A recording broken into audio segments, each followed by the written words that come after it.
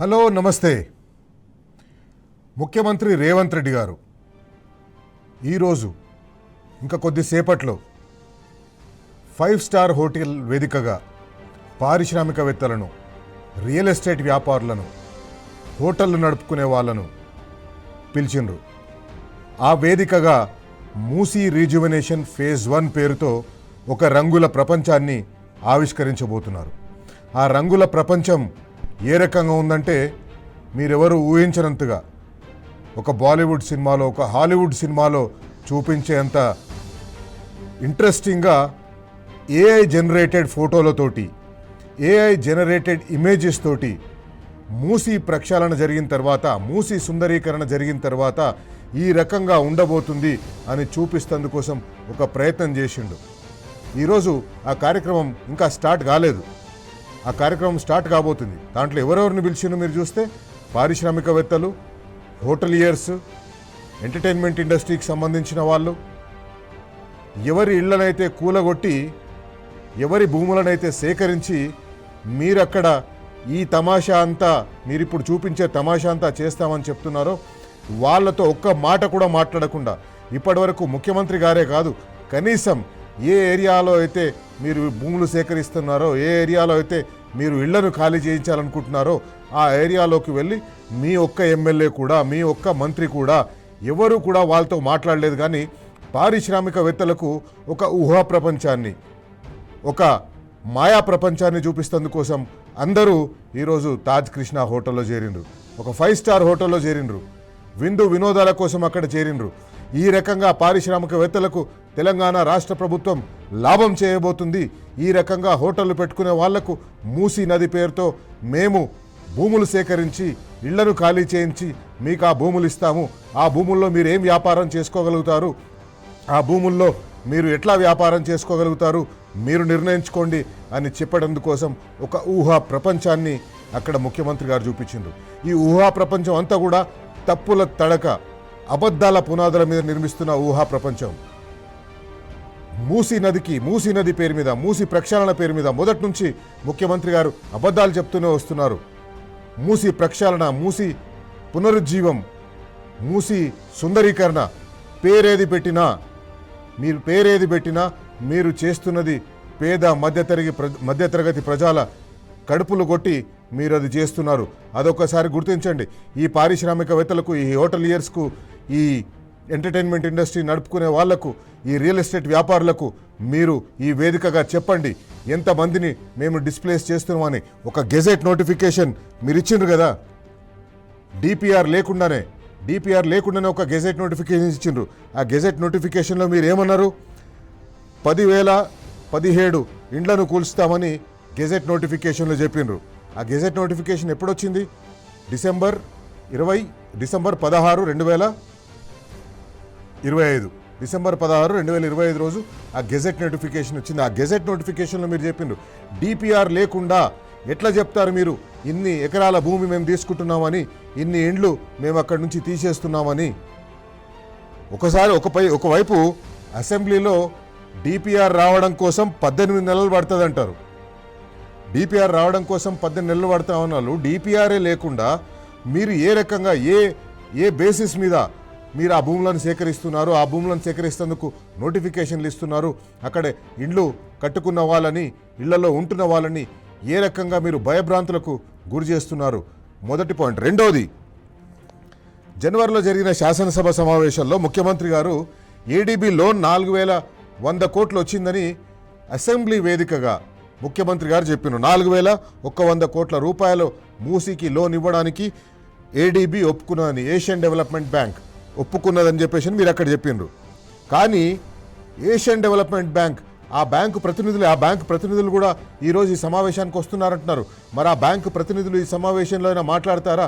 Loan ఇచ్చిండ్రా లేదా, loan process ఏ స్టేజెస్లో ఉంది, డిపిఆర్ లేకుండా లోన్ ఇస్తున్నారా లేదా, ఇవన్నీ అక్కడికి వచ్చిన వాళ్ళు చెప్పాలి, స్పష్టం చేయాలి. డిసెంబర్ 15వ తేదీ నాడు ఇంకా డిపిఆర్ మాకు సమర్పించలేదని ఏడీబీ చెప్పింది. ఆ తర్వాత జనవరి 23 నాడు ఏమన్నదంటే మాకు ఇంకా డిపిఆర్ రాలేదు, మేము లోన్ శాంక్షన్ చేయలేదని చెప్పింది. అట్లనే నిన్నగాక మొన్న మార్చి 11 నాడు ఒక లేఖలో ఏడీబీ ఏం చెప్పిందంటే మేము ఇంకా లోన్ శాంక్షన్ చేయలేదు, ఇది అవాస్తవం, ఇది అవాస్తవం, అసెంబ్లీని తప్పుదోవ పట్టించే విధంగా ముఖ్యమంత్రి చెప్పినట్టుగా మనకు వాళ్ళ లేఖ ద్వారా తెలుస్తుంది. మార్చ్ 11 నాడు రాసిన లేఖలో ఇంకా ఎలాంటి లోన్ శాంక్షన్ చేయలేదని చెప్తుంది. కానీ ముఖ్యమంత్రి గారు ఇప్పుడు ఇంతమంది పెద్ద పెద్ద ప్రజాప్రతినిధుల సమక్షంలో, ఇంతమంది పారిశ్రామికవేత్తల సమక్షంలో, ఇంతమంది రియల్ ఎస్టేట్ వ్యాపారుల సమక్షంలో, కొందరు పర్యావరణవేత్తలు కూడా ఉన్నారంటున్నారు, కొందరు న్యాయరంగ నిపుణులు ఉన్నారంటున్నారు, కొందరు రిటైర్డ్ జడ్జీలు ఉన్నారంటున్నారు. వాళ్ళందరి సమక్షంలో మళ్ళొకసారి ఈ అబద్ధాలన్నీ చెప్పేటందుకు సిద్ధమవుతున్నాడు. మనం అడుగుతందుకు సిద్ధం కావాలి, బరాబర్ అడగాలి. మూసీ ప్రజల పక్షాన, మూసీ నిరాశ్రయుల పక్షాన, మూసీ ప్రాజెక్ట్ కారణంగా, మూసీ రిజ్యువనేషన్ ప్రాజెక్ట్ కారణంగా ఇళ్ళు కోల్పోతున్న వాళ్ళ పక్షాన, మూసీ ప్రాజెక్ట్ కారణంగా భూములు కోల్పోతున్న వాళ్ళ పక్షాన మనం అడగాలి, బరాబర్ అడగాలి. ఎవరు అడగరు, ఏ టీవీ ఛానల్ అడగదు, ఏ న్యూస్ పేపర్ అడగదు, కేవలం టీ న్యూస్ మాత్రమే అడుగుతుంది, టీ న్యూస్ మాత్రమే అడుగుతుంది, బరాబర్ అడుగుతుంది. ముఖ్యమంత్రి గారు ఎవరి కోసం మీరు అదంతా చేస్తున్నారు? ఆ 5 స్టార్ హోటల్లో ఈరోజు మీ ముందు కూర్చున్న వాళ్ళందరి కోసం ఈ కార్యక్రమాన్ని చేస్తున్నారా?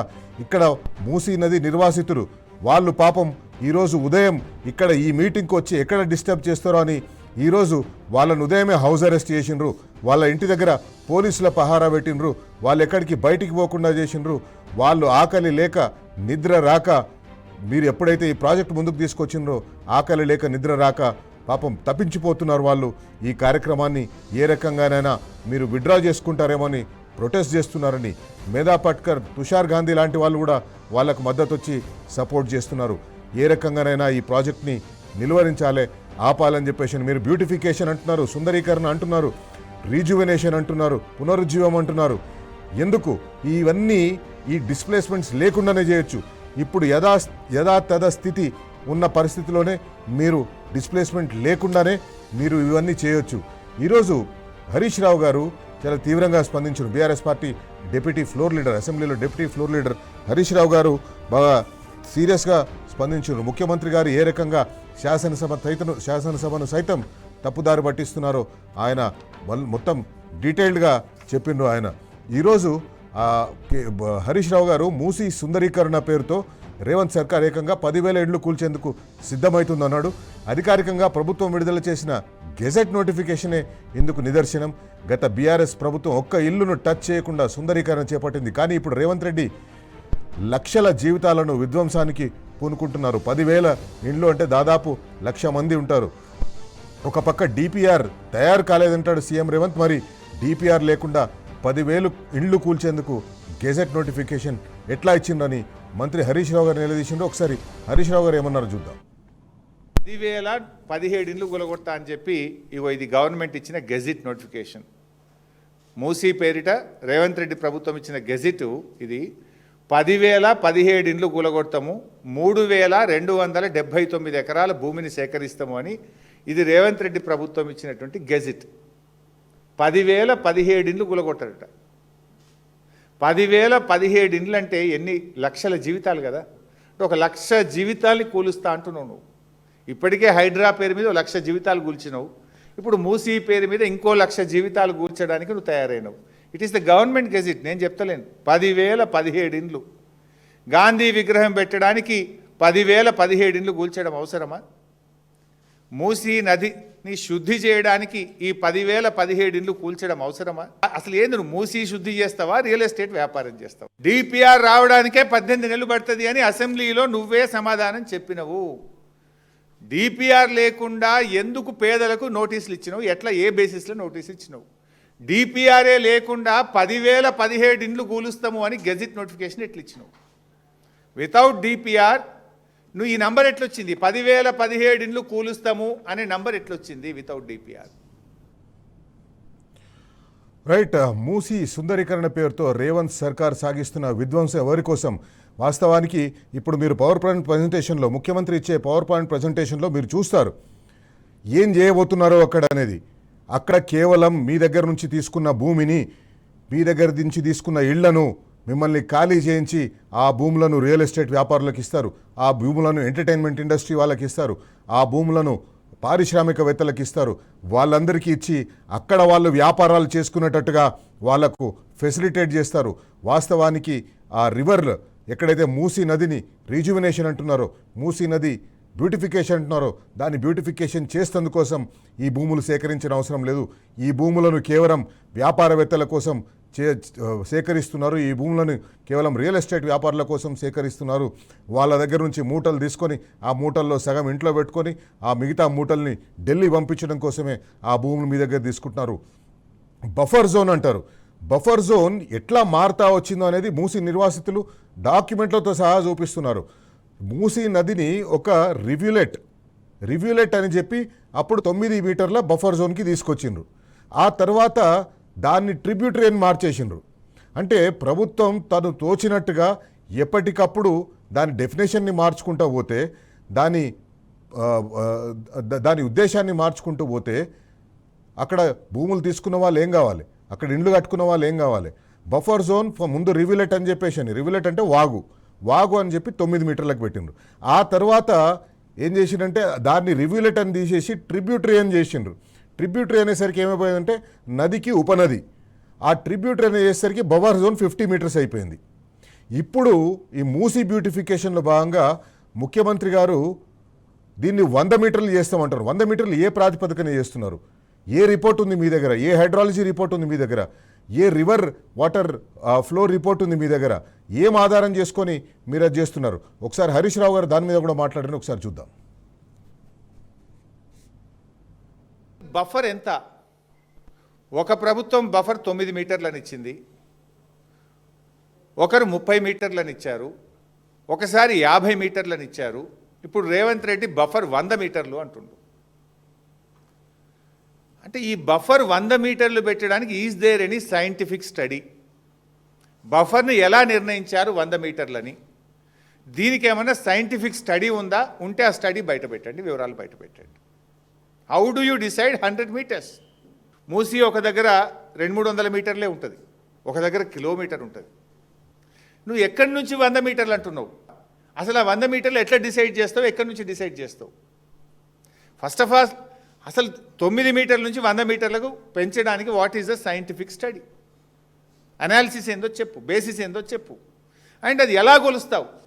300 అనే బేసిస్ తీసుకొని పోతే చాలా చోట్ల ఇండ్లు బచాయించిపోతాయి. మరి ఒక చోట కిలోమీటర్ ఉంది, కిలోమీటర్ ఉన్న దగ్గర కూడా ఆ బార్డర్ నుంచి 100 మీటర్లు డిసైడ్ చేస్తావా? మార్చిలోకి వచ్చేసినాం. రైతులు ఇంకా కొద్ది రోజుల్లో కోతలు మొదలు పెడతారు. వరి పంట కోతలు మొదలవుతాయి. ముఖ్యమంత్రి కోతలు ఎప్పటి నుంచో నడుస్తూనే ఉన్నాయి. మున్సిపల్ ఎలక్షన్లు కాగానే రైతు భరోసా మీ అకౌంట్లలో పడుతుందని, కానీ అది ఇంతవరకు పడలేదు.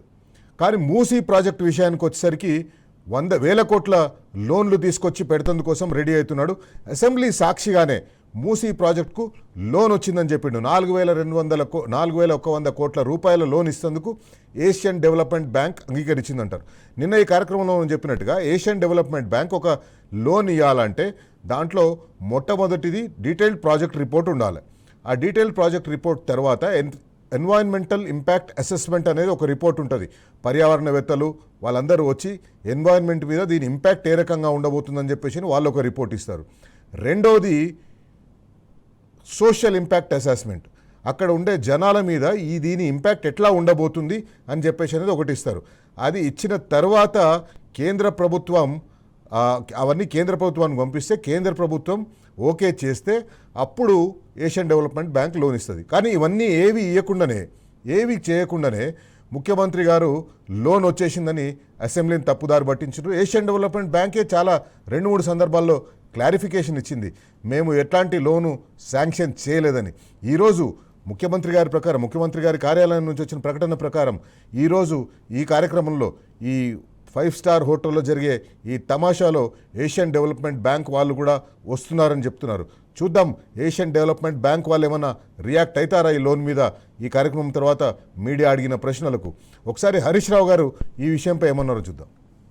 ఏషియన్ డెవలప్మెంట్ బ్యాంకు 4,100 కోట్ల రూపాయలు ఇవ్వడానికి ఒప్పుకున్నది అని స్వయంగా ముఖ్యమంత్రి గారు ఇది శాసనసభలో చెప్పినటువంటి సమాధానం.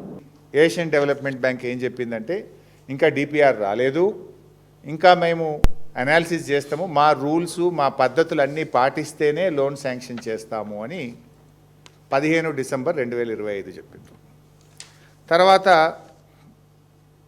ఇక్కడ మూసీ బాధితులందరూ కలిసి ఏషియన్ డెవలప్మెంట్ బ్యాంక్తో మీటింగ్ పెట్టుకుంటే ఇది జనవరి 23 minutes of the meeting of Asian development bank. మాకు డిపిఆర్ రాలేదు, మేము లోన్ శాంక్షన్ చేయలేదు అని ఇది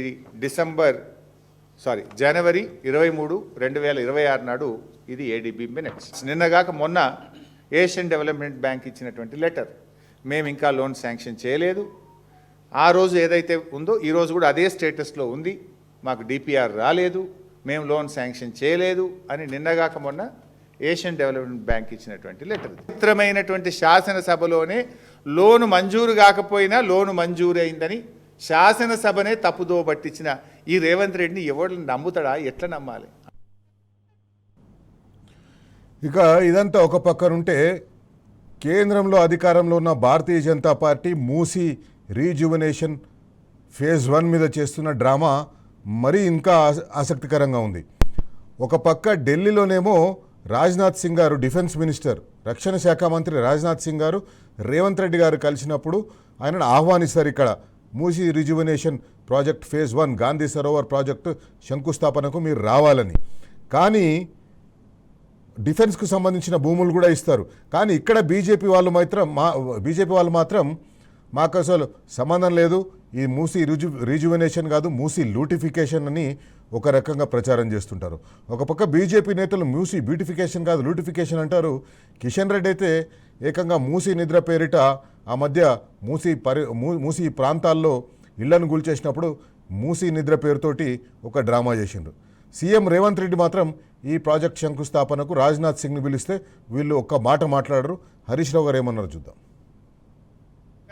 రేవంత్ రెడ్డి చేస్తున్న విధ్వంసానికి, మూసీ పేరిట రేవంత్ రెడ్డి గారు చేస్తున్నటువంటి దోపిడికి, మూసీ పేరిట రేవంత్ రెడ్డి గారు చేస్తున్నటువంటి రియల్ ఎస్టేట్ దందాకు మీరు సహకరిస్తారా? ఎట్లా రాజ్నాథ్ సింగ్ గారు ఈ ఫౌండేషన్ స్టోన్కి ఎట్లా వస్తున్నారు? ఆయన వస్తున్నారో లేదో ఆయన తరఫున నాకు తెలియదు, రేవంత్ రెడ్డి గారు చెప్తున్నాడు. రాజ్నాథ్ సింగ్ గారిని పిలుస్తున్నాము, ఆహ్వానిస్తున్నాము అన్నాడు. ఈ దోపిడికి, ఈ రియల్ ఎస్టేట్ దందాకు, ఈ పేదల ఇండ్లు కూల్చడాన్ని బీజేపీ సమర్థిస్తుందా? క్లారిఫై చేయాలని చెప్పి నేను అడుగుతా ఉన్నా. గతంలో కిషన్ రెడ్డి గారేమో మూసీ పరివాహక ప్రాంతంలో ఇళ్లలో నిద్ర చేస్తానని బయలుదేరినాడు, యాత్ర చేసినారు. మరి ఒకవైపు మీరు యాత్ర చేస్తుండ్రు, నిద్ర చేస్తున్నాము, దీనికి వ్యతిరేకమని కిషన్ రెడ్డి గారు చెప్తున్నారు.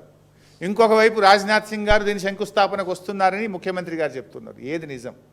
బీజేపీ మూసీ బాధితుల పక్షాన ఉంటుందా, ఈ దోపిడీ చేస్తున్న రేవంత్ రెడ్డి పక్షాన ఉంటుందో కూడా ప్రజలకు క్లారిఫై చేయాలి. ప్రజలకు పక్షాన నేను బీజేపీని కూడా అడుగుతా ఉన్నా. మరి కేంద్ర ప్రభుత్వం వీటికి అనుమతులు ఇస్తుందా? రాజ్నాథ్ సింగ్ గారు వచ్చి దీంట్లో పాల్గొంటారా? ఈ దోపిడిని బీజేపీ సమర్థిస్తుందా? ఈ పేదల బతుకులు విధ్వంసం చేయడాన్ని బీజేపీ సమర్థిస్తుందా, వ్యతిరేకిస్తుందా అనేది కూడా ప్రజలకు క్లారిఫై చేయాలని. మొత్తం మీద ముఖ్యమంత్రి రేవంత్ రెడ్డి గారు ఎప్పుడైతే మూసీ ప్రాజెక్టుని తీసుకున్నారో ఆ ప్రాజెక్టు తీసుకున్నప్పటి నుంచి నోటికొచ్చింది మాట్లాడుతున్నారు, నోటికొచ్చిన అబద్ధాలన్నీ చెప్తున్నారు, ఒకటి కూడా ఆచరణ సాధ్యం కాని మాటలు చెప్తున్నారు. ఆయన మొన్న మహిళా దినోత్సవం రోజు ఒక మాట అంటారు, మధు పార్క్రిడ్జ్ అపార్ట్మెంట్స్ వల్ల 7 ఎకరాలు పోతుంటే వాళ్ళ 7 ఎకరాల స్థలం ఇస్తాం, మధు పార్క్రిడ్జ్ అపార్ట్మెంట్ వాళ్లకు అక్కడ ఎట్లాంటి ఇండ్లు ఉన్నాయి అట్లాంటి ఇల్లు కట్టించి వాళ్ళకి ఇస్తామని చెప్పేసి అంటున్నారు. కానీ అంతకు ముందే కొన్ని వందల ఇండ్లని కూల్చేసిర్రు ఈ మూసీ రీజువనేషన్ పేరుతోటి. వాళ్ళకి ఏం చేస్తారనేది చెప్పారు.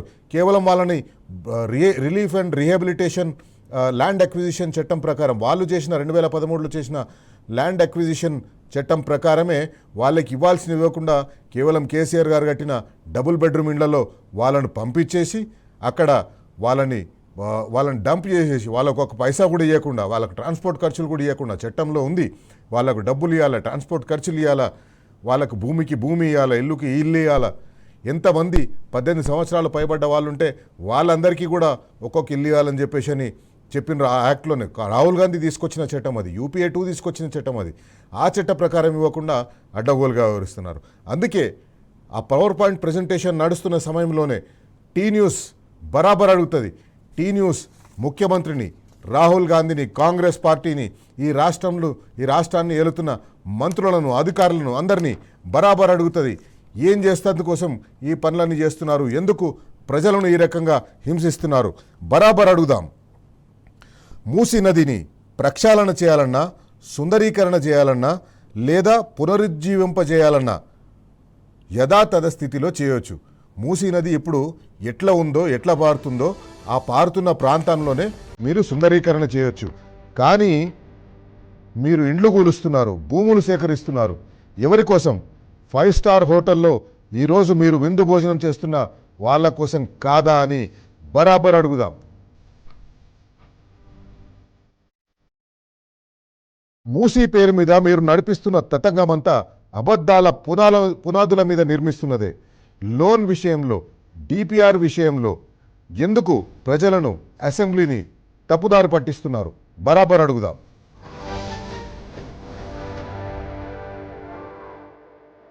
పారిశ్రామికవేత్తలకు, వ్యాపారులకు మీరు చూపించబోతున్న ఊహాత్మక రంగుల చిత్రం ఎంతమంది గుండె కొత్తనో చెప్పే ధైర్యం మీకుందా?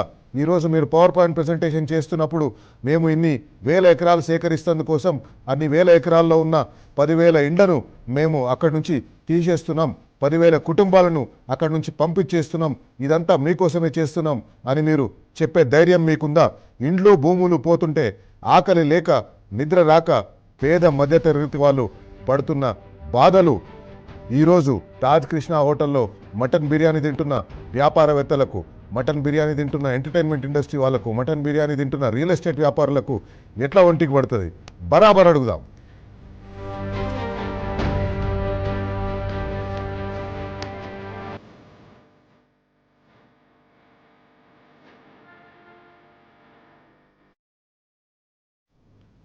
రైట్, కొద్దిసేపట్లో ముఖ్యమంత్రి గారు ఇచ్చే పవర్ పాయింట్ ప్రజెంటేషన్ ప్రారంభమవుతుంది. ఆ పవర్ పాయింట్ ప్రజెంటేషన్ జరుగుతున్నప్పుడే మధ్యలో పవర్ పాయింట్ ప్రజెంటేషన్ మీకు చూపిస్తూ ఆయన ఏ రకంగా ప్రజలను మోసం చేస్తున్నారు, ఏ రకంగా ఒక గ్రాఫిక్స్ ఇమేజెస్ తీసుకొచ్చి ఒక ఊహా ప్రపంచాన్ని మీకు చూపించబోతున్నారు అనేది మీకు ఎప్పటికప్పుడు వివరిస్తుంటాం.